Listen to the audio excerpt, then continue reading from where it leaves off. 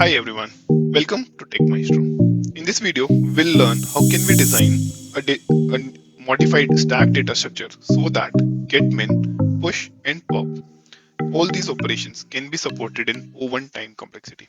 So without any further delay, let's jump right into the problem.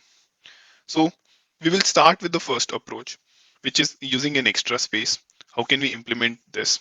And secondly, at the last, we will see how can we actually do it without any extra space, or how can we do it in a constant space. So watch the video till the end to understand the constant space operation. Okay, let's go into the first approach, which is extra space. How can we do it using extra space? Let's see, extra space with extra space. So to do it using an extra space, what we will do here is we will keep two stacks. One is a normal stack. Let's call it normal stack, in which we will store the data as it comes. And two, we will maintain another stack which is called min stack. Let's call it min stack. Here we will only update this data or only push the data in the stack when we have a new minimum for the current position or for the current list of data.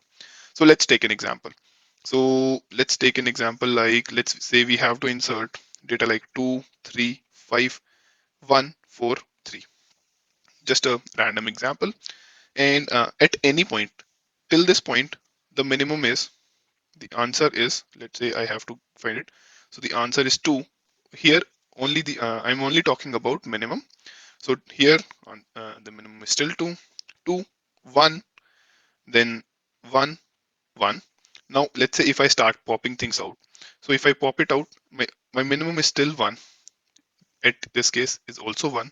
When I remove this, the new minimum after this element is 2.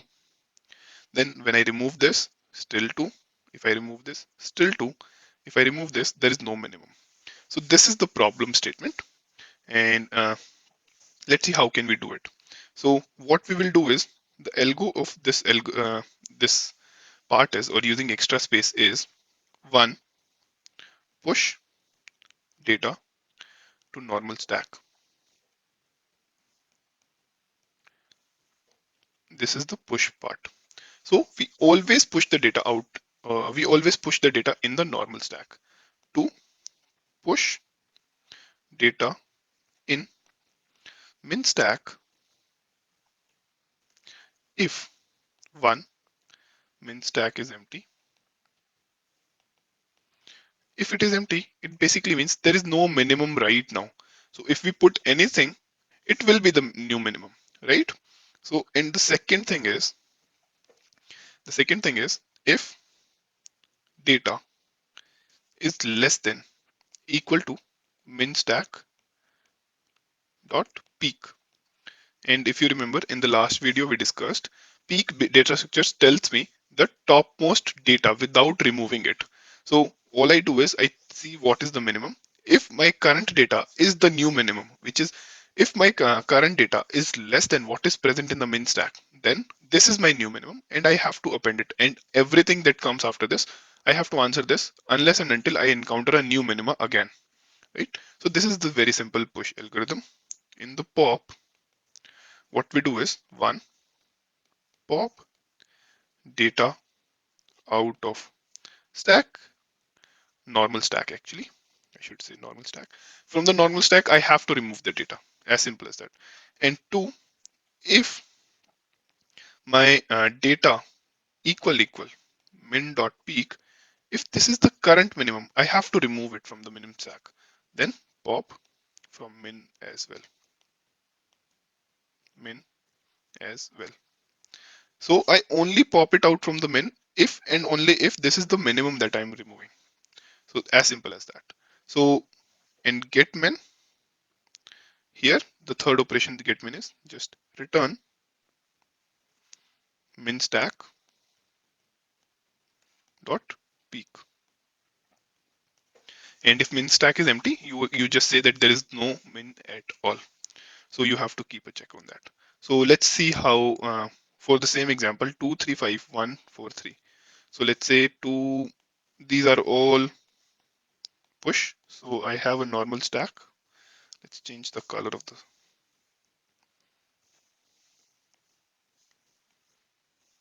This is my min. This is my normal.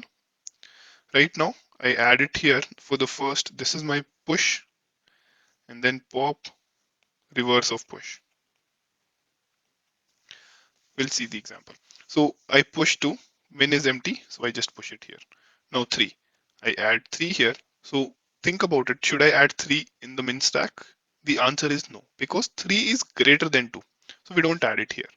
Then 5, we add 5 to the normal stack because we add everything in normal stack. Is 5 greater than 2? Yes, it is greater, so we don't add it here. Now 1, we add 1 here. Now let's see if I should add 1 to the min stack or not. Is 1 greater? No, it is smaller than equal to 2. Then I add 1 here. Then I see 4. I add 4 here. Do I add 4 to the min stack? No, because again it is greater than the top. Then 3 is added here, not here. Now when I start taking out, I take 3 out first, then 4 out first, then 1. At 1, I see the top of this stack and this stack is matching, so I have to remove this as well. Then 5, then 3. When I am at 2, I remove this and this for the same reason. And minimum basically just return the top of this. As simple as that. Now, the tricky part or the next part of this is without extra space. Before going there, let's see what is the time and space complexity of this. Time of this is of 1 for each, because we are not doing anything beyond just single operation, right? And space is I'm using an extra space. In worst case, I will be using an extra on space in min stack. So O of n is the space complexity. Now let's try to optimize the space complexity uh, without any extra space. So what does extra space mean? If I have to do it in a constant space, it basically means I have to keep or maintain only one or two or finite number of variables, right? Finite variables allowed only, right? And one thing to notice is if we see here, we have a track of or a history of minima, right? If let's say if 3 was here or 4 was here, I when I remove 1, I can know that the next minima will be 2. When I remove 2, I can know that the next minima can be 3. And if I remove 3, I know that next minima will be 4, right? I have a history or a track of the minimas. Now I have to basically keep a track here as well. Somehow I need to know that if my current minima is removed, the next minima, I can calculate the next minima somehow. This is something that we need to take care of. How can we achieve that? That is something that we'll see. So to achieve that, basically what we will do is we will modify the way we are inserting into the stack. Okay, so what it means is how will we modify? Let's see how can we modify the value that we add to the stack so that we can get current minima and the next minima very easily. Okay, so what I'm saying is, let's say this is my stack again. When I push the data, there are two cases. The data that I'm going to insert is less than or equal to current minima, or two, it is greater than the current minima. So if it is greater than equal to current minima, so let's say just assume that there is something which is called current minima. If it is greater than equal to, then just add to stack. Simple. Since this is not going to impact my new minima, just add it to the stack. As simple as that. Else, case 2, which is less than current minima, it means this is new minima. So let's take the same example earlier. 2, 3, 5, 1, 4, 3. So if I add 2, 2 is the current minima. So 2 is less than current minima because initially there is no minima. 3 is not less, 5 is not less, 1 is less, right? So 1 will come to case 2. Everything else will come to case 1 except 2 and 1. right? Now let's see what is that modification. So what I do is, if it is minimum or less, so what I do is uh, 2 into element minus current minimum, as simple as that. So element is the one that I'm trying to insert minus current minimum. So all I do is just recalculate this and I push this to stack. Now let's see how will this add a value. So let's try to add first, and at the time of popping out we'll see how can we actually utilize this. So 2, since this is empty, I don't do anything. 3, 3 is greater, so I current minimize, current is 2. My current minimum variable always tells me the minimum value, the actual minimum value. Then 5. Now 1 comes. Is 1 less than current? Yes, it is less than current minimum. So what we do is 2 into 1. 1 is the element minus current minimum, which is 2. This is actually 0. So we append 0 here and we modify 2 to 1 because this is my new minima. Now 4.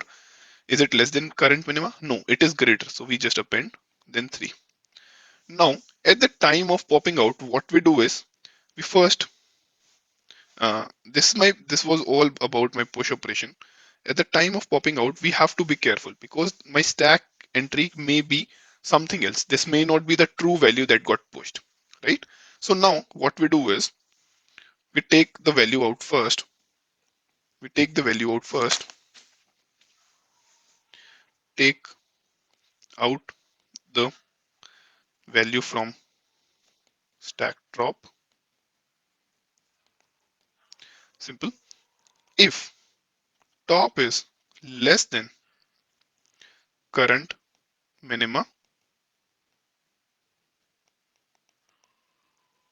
if this is the case, basically, if you remember, if this can only occur when we add the modified delta, right?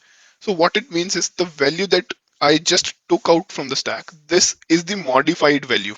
Now I have to identify the next minima using this, right? So what is my current value? My minima is the current value because this is not the true value. Minima is the true value and I have to identify my new value, right? If my value is less than top, it basically means this got modified. It can only occur, the value of top is always greater than minima. And if it is less, it means I actually modified the value in the stack, right? What I need to do is I need to figure out the one, there are two data points that I need to figure out. One, true value that was present in input, and two, the next minima, because I need to give minima from the next consecutive get minimum call as well, right? So now this is my current minima, right?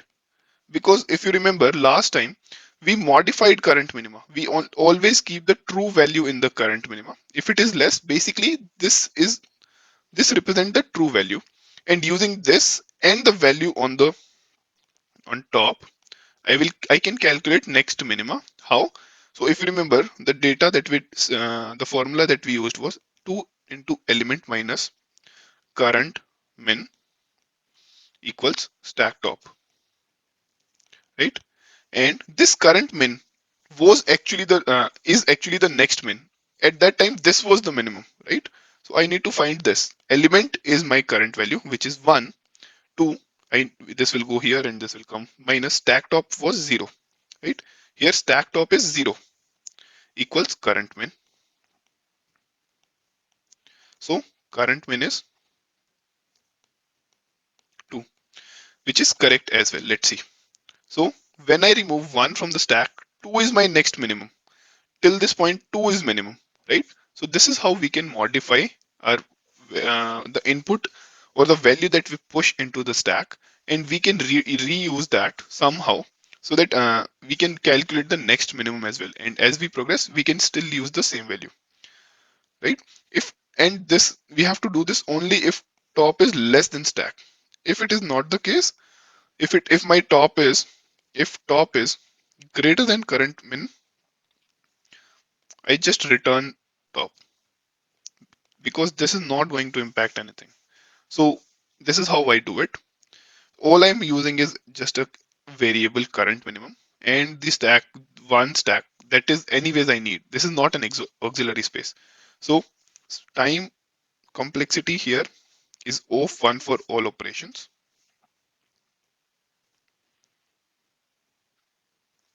and space is also of 1, right?